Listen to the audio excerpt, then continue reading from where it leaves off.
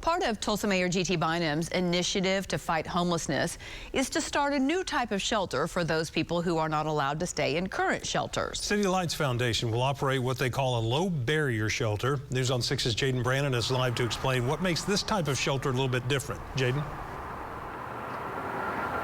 Craig and Lori, the shelter would offer more personalized areas rather than one big area where everyone's together.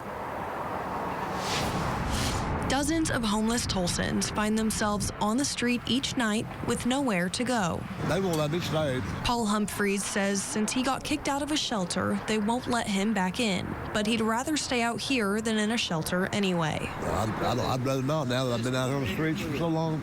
I don't need the services. But a new type of shelter may be able to help. Where people that aren't able to get access and other shelters are able to come, and then we will work with them to find them permanent housing. Sarah Grounds is the executive director and co-founder of the City Lights Foundation of Oklahoma, the group chosen by the city to run the low-barrier shelter. Our mission is loving individuals, giving hope, and touching souls through relational service and dignified housing. Lowering the barriers other shelters may have in place so more folks can get off the streets. If they have higher medical or mental health needs than what could be taken care of in a congregate shelter, this will be a place for people like that. The low-barrier shelter will also accept pets and people like Paul, who have previously been kicked out of other shelters. I think we have to really recognize that the people that we're serving are all human and they have needs, and being able to provide a dignified, compassionate place to really address those needs is something that is needed across Tulsa.